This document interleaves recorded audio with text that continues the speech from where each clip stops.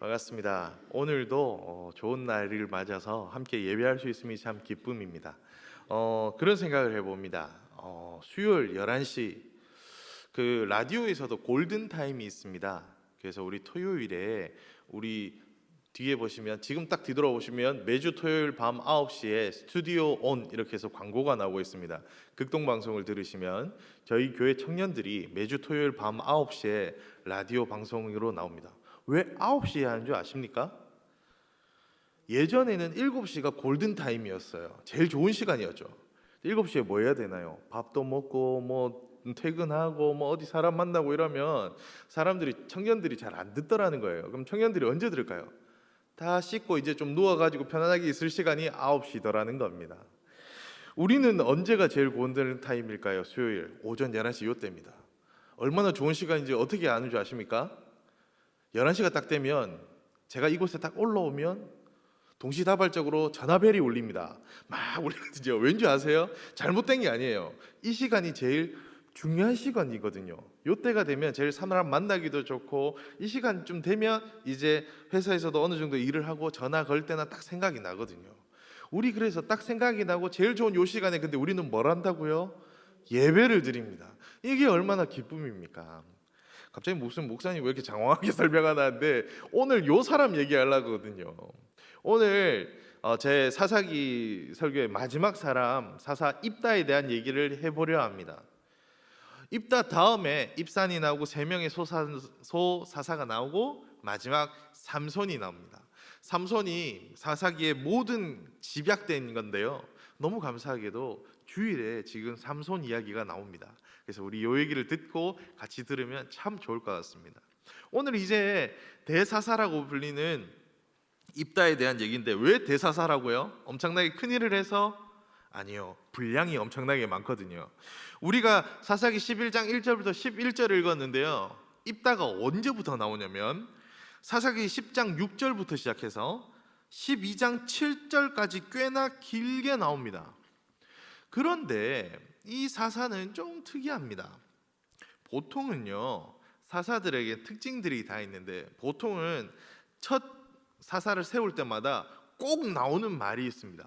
근데 그 말이 안 나옵니다. 무슨 말인 줄 아십니까? 우리가 요 제일 좋은 시간이라 그랬죠. 하나님께서 항상 사람을 뽑을 때 가장 좋은 사람을 뽑으십니다. 가장 좋은 사람을, 하나님의 사람을 뽑으면서 요 말을 딱 걸어줘요.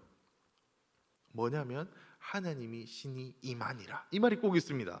그래서 하나님이 신이 그에게 임하여 그가 일어나, 이런 표현으로 시작하는데 그렇지 않습니다. 입다는 그런 말이 없습니다. 그럼 어떻게 시작하느냐? 그의 삶 전체를 전 딱 요 두 글자로 표현할 수 있을 것 같습니다. 흥정이요. 뭐라고요? 흥정이요. 흥정이라는 말로 표현할 수 있습니다. 우리 그 뭐 3대 거짓말 막 이런 거 있잖아요.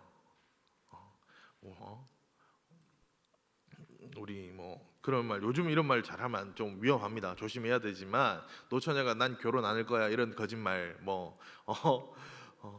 그 엄마가 항상 하는 말 있죠.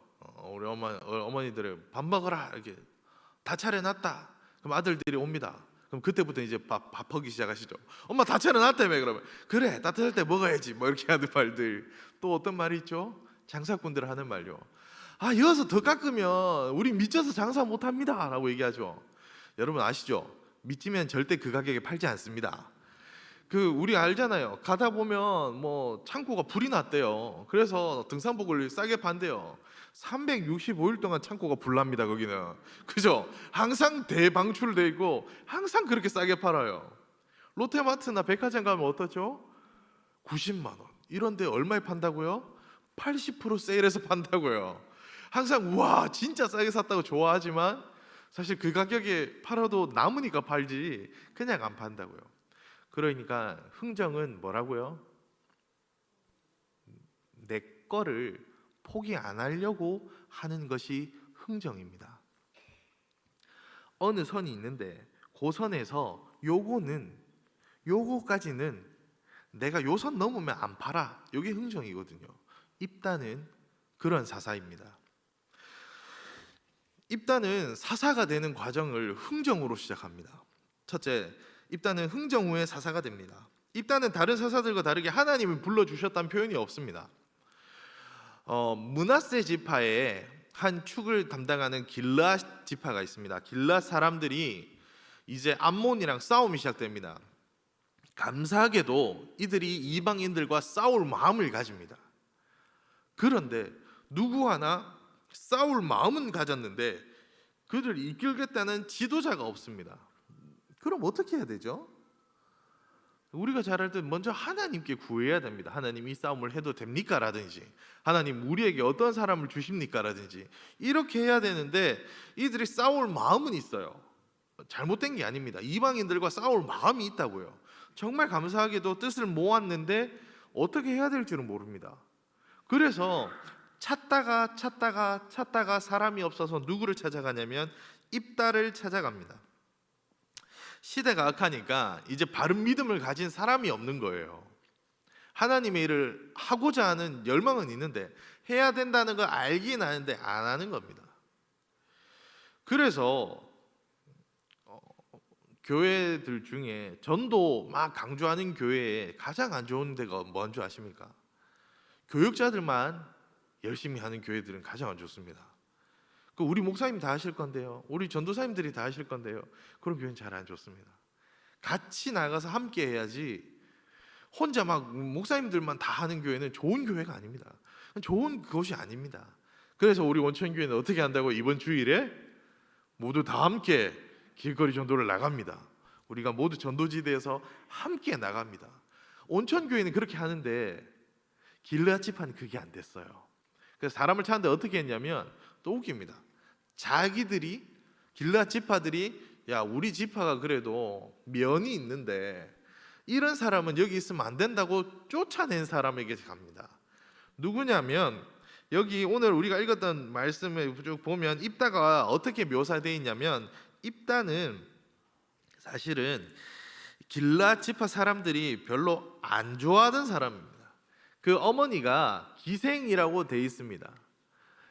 그 어머니가 기생이었습니다. 말 그대로 몸을 파는 사람이었는데 이스라엘 지파대로 얘기하면 그런 자들과 관계를 가져서는 안 됩니다. 그런데 어떻게든 사생아로 애가 났어요. 그러니까 쫓아내버립니다. 그래서 길르앗 땅에 거주하고 있는 것도 아니고 돕 땅이라고 돼 있고, 돕 땅에 누구랑 돼 있냐면 성경에 이런 표현 보셨습니까? 저는 성경 찾다가 이 표현은 11장 3절에서만 봤습니다. 잡류와 모였다라고 돼 있습니다. 여러분 우리가 성경에 보면 뭐 아둘람 굴처럼 헐벗은 자, 상처받은 자 뭐 이런 표현도 아니고 잡류는요 말 그대로 한량이들입니다. 그러니까 동네 어중이 떠중이 다 모은 게 잡류입니다. 거기에 우두머리가 입다였습니다. 그 입다를 찾아가서 지금 하나님의 사람이 되어달라고 합니다. 그럼 보통 어떻게 해야 될까요? 제가 그런 일을 감당할 수 있을까요? 너무 감사합니다만 제가 너무 부족한 자입니다. 하나님이 일을 주시면 우선 하나님께로 나아가 함께 기도합시다 라든지, 제가 일주일 동안 금식하면서 고민해 보겠습니다라든지 그런 얘기를 해야 맞지 않겠습니까? 입다는 그렇게 하지 않습니다. 요걸 가지고 흥정을 시작합니다. 뭐부터 하냐면 자기 출신부터 얘기합니다. 당신들이 날 쫓지 않았습니까? 근데 지금 날 찾아와요.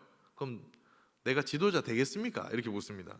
성경에 보면 이렇게 막 표현들이 이쁘게 돼 있어요. 성경의 표현에 보면 과연 제가 이 일을 할 수 있습니까?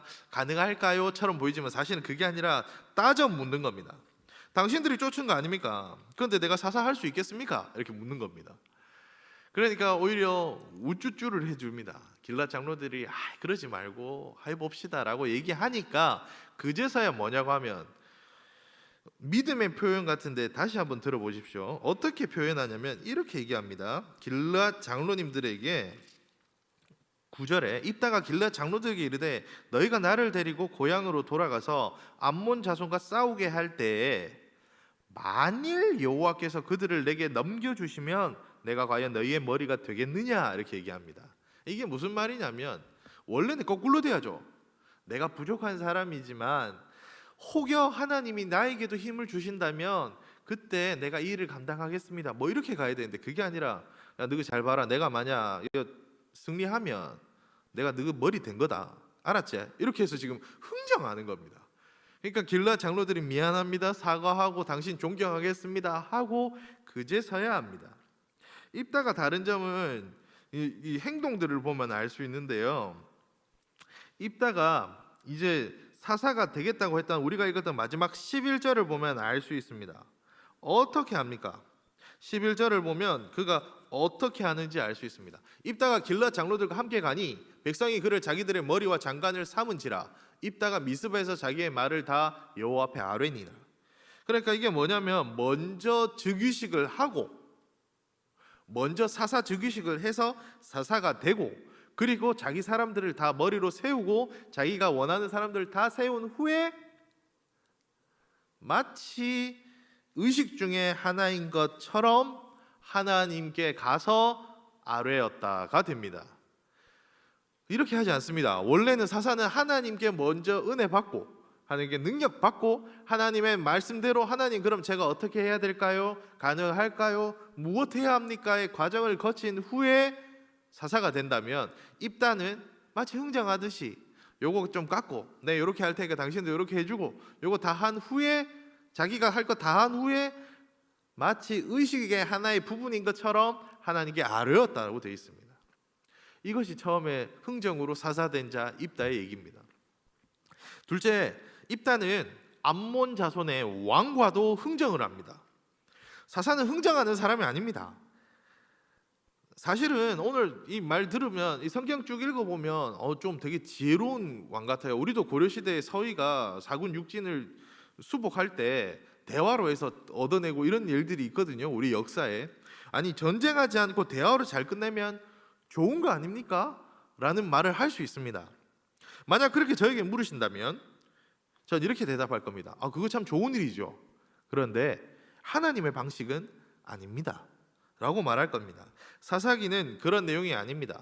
대화로 끝낼 거였으면 여호수아 때 이미 대화로 끝냈을 겁니다. 그게 안 돼서 그렇게 싸우고 지금까지 온 게 사사기 시대 아닙니까?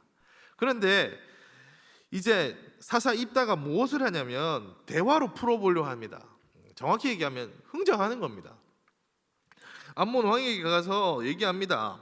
아니 이성적으로 논리적으로 틀린 말이 하나도 없어요. 입다가 뭐라고 얘기하냐면 이렇게 얘기합니다. 성경 읽어보면 아니 우리가 이 땅에서 살고 있는 게 이미 300년이 지났고 만약 수복하려면 예전에 당신들이 그때 왔었어야지 이거 왜 지금 와서 이렇게 얘기합니까? 당신들이 하는 얘기는 이미 우리나라의 역사에 모압 왕 십볼의 아들 발락이 억지로 이렇게 주장했던 역사가 있습니다. 그리고 그 역사 이후에도 우리랑 싸워서 져서 이 땅 우리가 가지게 된 겁니다. 그러니까 더 이상 이렇게 얘기하지 마세요라고 암몬 왕한테 얘기합니다. 얘기 들어보면 논리적으로 너무 차근차근 얘기하고 암몬 왕에게도 뭐 잘 될 것처럼 얘기합니다. 13절에도 보면 뭐라고 되어 있냐면 암몬 왕이 평화롭게 그 땅을 돌려달라고 말하고 입다가 평화적으로 논리적으로 차근차근 그 땅 돌려줄 수 없어요 라고 말하는 장면이 나옵니다.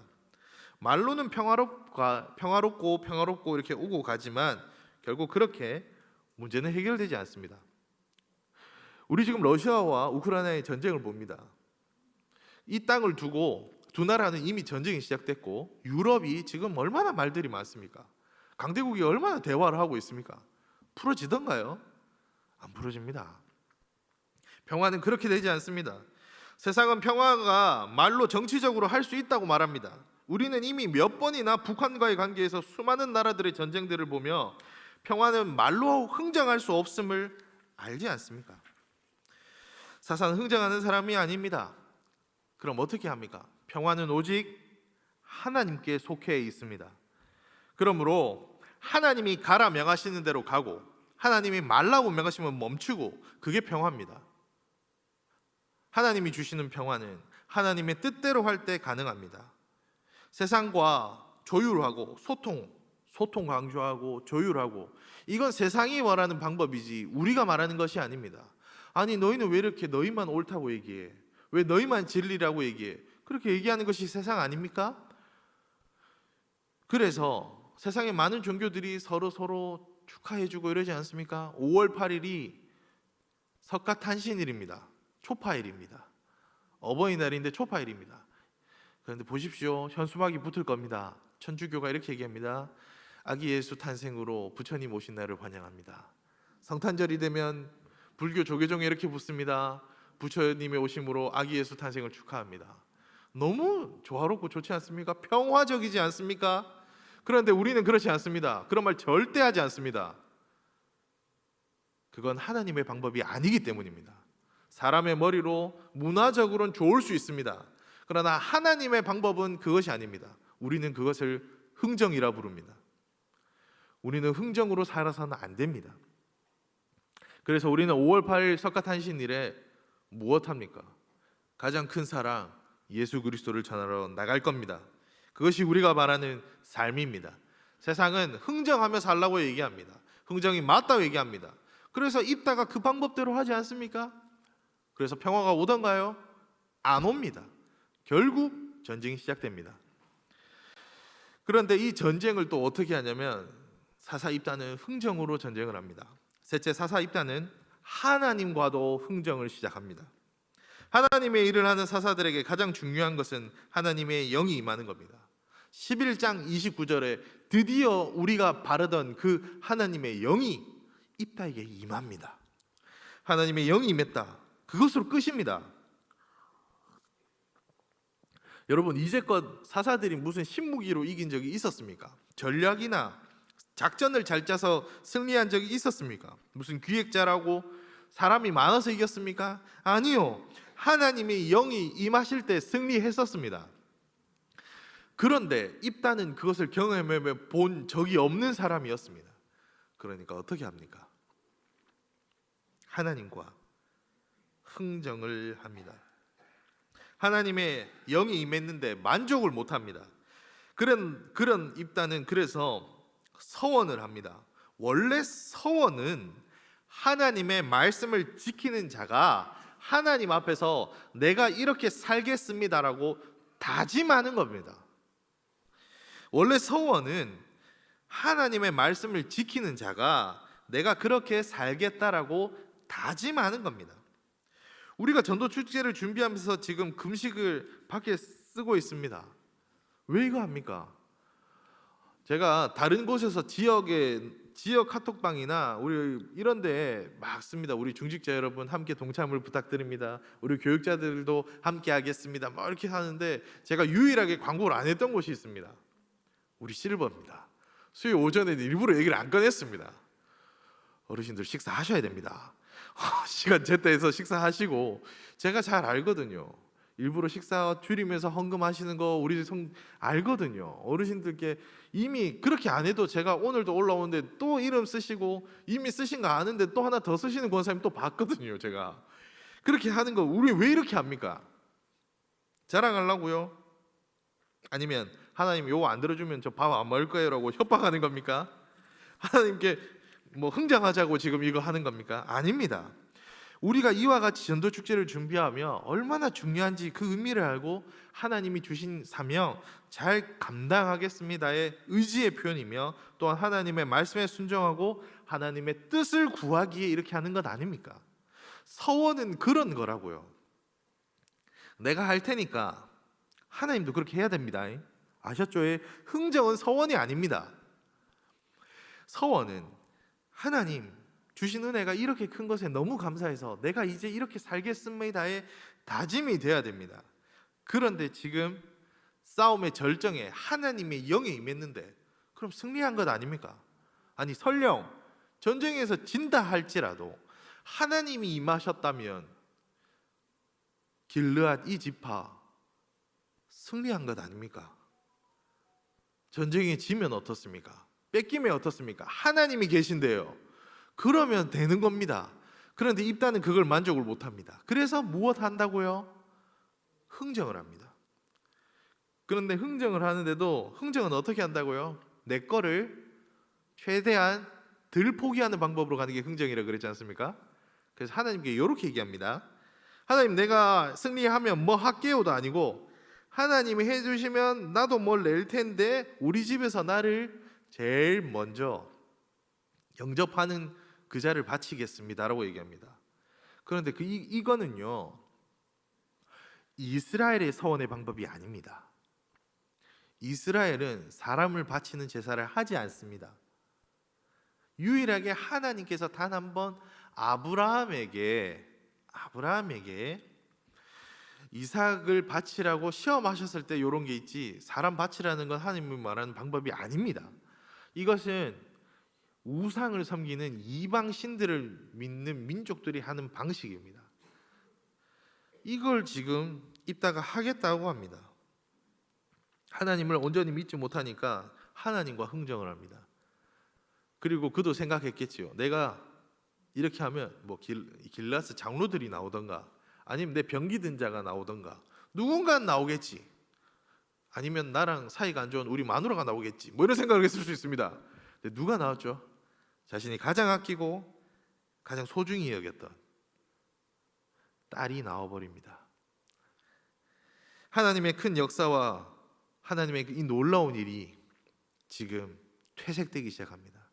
그의 행정으로 이 날이 어떤 날이 되냐면, 하나님이 주신 가장 큰 승리의 날로 므낫세 지파의 길르앗에 기록된 것이 아니라 가장 슬픈 날, 입다의 딸이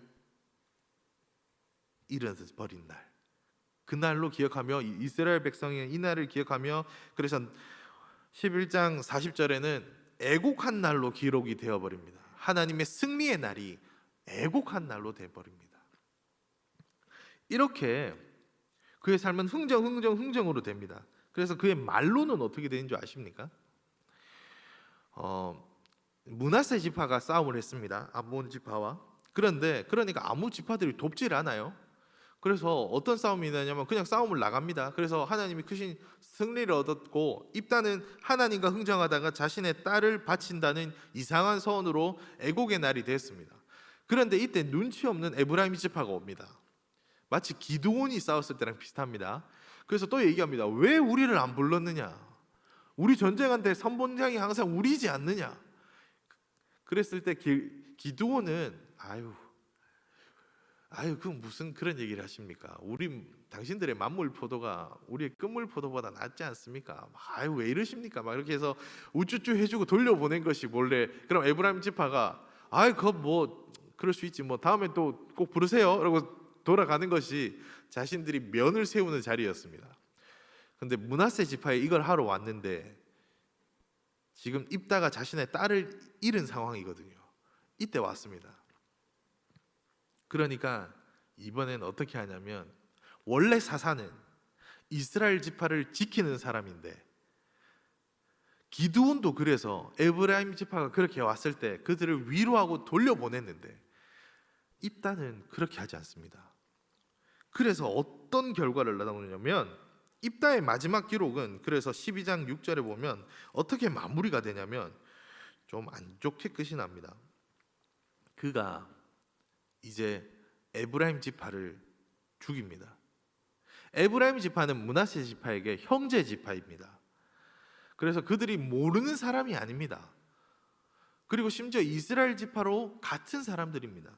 그런데 어떻게 하냐면, 우리가 오늘 읽었던 말씀의 끝에는 암몬이 연합군으로 왔는데 어떻게 이겼는지가 정확히 기록되어 있지 않습니다. 그냥 큰 승리가 있었다라고 기록하는데 아마도 기록되기보다 더 큰 승리였던 것 같습니다. 11개의 성읍을 차지할 정도의 큰 승리다 정도로만 기록되어 있습니다. 그런데 입다의 마지막, 흥정으로 사사가 됐고 흥정으로 이방 왕과 얘기했으며 하나님께도 흥정하려 했던 그의 마지막은 같은 이스라엘 지파 에브라임 지파를 도륙하는 것으로 끝납니다. 그래서 얼마를 도륙하냐면, 성경 기록에 정확히 기록이 42,000명을 죽였다고 되어 있습니다. 자신의 민족을 죽이는 것으로 사사의 마지막이 이렇습니다. 자신의 것을 포기하지 못했던 입다는 결국은 자신의 자존심마저 지키려 자신의 민족을 죽이는 일로 끝이 납니다. 우리가 인생을 이렇게 살면 안 됩니다. 한 번만 따라해 볼까요? 우리 인생은 흥정이 아니라 순종이다. 우리 인생은 흥정이 아니라 순종이다. 우리는 우리의 것을 포기 못해서 가장 덜 포기하는 방법으로 차지하며 흥정하는 삶이 아니라 우리는 하나님께 순종하는 삶을 살아야 합니다. 아니 목사님, 우리가 언제 흥정했습니까? 우리가 만약 하나님의 말씀에 순종하지 않으면 그때부터 우리는 흥정하는 사람들이 되어버립니다. 하나님의 뜻이 아닌 것을 선택하고 내가 할 수 있을 것까지 선택하고 내 마음에 안 드는 사람은 대답 안 하고 대화 안 하고, 내가 좋은 사람은 주님이 주신 사랑으로 기쁜 마음으로 다가가고, 이것은 흥정이 되어버립니다. 그래서 우리는 순종으로 나갑니다. 그래서 5월 8일, 15일 길거리 전도로 나아갑니다. 그래서 우리는 오늘도 하나님이 주신 그 놀라운 사랑을 가지고 세상을 향해 나아갑니다. 왜 나간다고요? 하나님이 하라고 하셨으니까요. 그래서 우리는 흥정의 삶이 아니라 순종의 인생을 살아갑니다. 내가 중심이 되어 내 기준으로 조절하다 보면 그 기준은 계속 바뀝니다. 흥정이 그렇지 않습니까? 어떨 때는, 그래서 장사하시는 분들이 대폭 깎기도 하고 할 때 어떻게 하죠? 그래, 오늘은 기부이다. 내 감정과 내 이성은 결단코 올바른 잣대가 될 수 없습니다. 하물며 내뿐만 아니라, 내가 아니라 이 세상이 그렇습니다. 세상에 만든 법률, 가치관, 옳은 것들이 아닙니다. 그래서 차별금지법과 같은 하나님이 원하는 방법이 아닌 것들이 법으로 되어가려고 하고 있지 않습니까? 이러한 것들은 세상의 흥정입니다. 낙태법, 동성애법, 이런 것들은 하나님이 원하는 방법이 전혀 아닙니다. 그 세상은 말합니다. 너희는 왜 이렇게 고리타분하니? 왜 신은 하나밖에 없다 그러고, 왜 진리는 하나라 그러고, 타협도 안 하고, 왜 이렇게 고리타분하게 살아가니 21세기에 라고 얘기한다면 우리가 할 말은 이겁니다. 우리는 흥정이 아니라 순종하는 사람들이기 때문에 그러합니다. 그러나 흥정이 아니라 순종이 우리를 살게 합니다. 입다는 흥정하다가 결국 이렇게 마무리됩니다. 그 인생 마지막에도 그래서 6년간 사사를 하였더라라는 표현은 있는데 더 이상 그 전에 사사들에게 기록되어 있었던 하나님의 평화가 있었더라는 표현이 없습니다. 우리가 하나님의 말을 하고 하나님의 뜻대로 사는 것처럼 보이지만 하나님의 말씀대로 하지 않으면 순종이 아니라 흥정이 됩니다. 그렇게 되면 그들이 말한, 세상이 말하는, 전쟁 없이 대화로 표현하는 그들의 평화도 없고 아무것도 없게 됩니다. 온전히 오늘 하루도 그러므로 우리가 내가 기준이 되어서 흥정의 삶을 사는 것이 아니라 하나님의 말씀에 순종하는 삶을 살아야 합니다. 오늘도 온전히 하나님을 바라보며 하나님의 말씀에 흥정하지 않고 순종하는 저와 우리 온천교회 성도님들 되시기 바랍니다.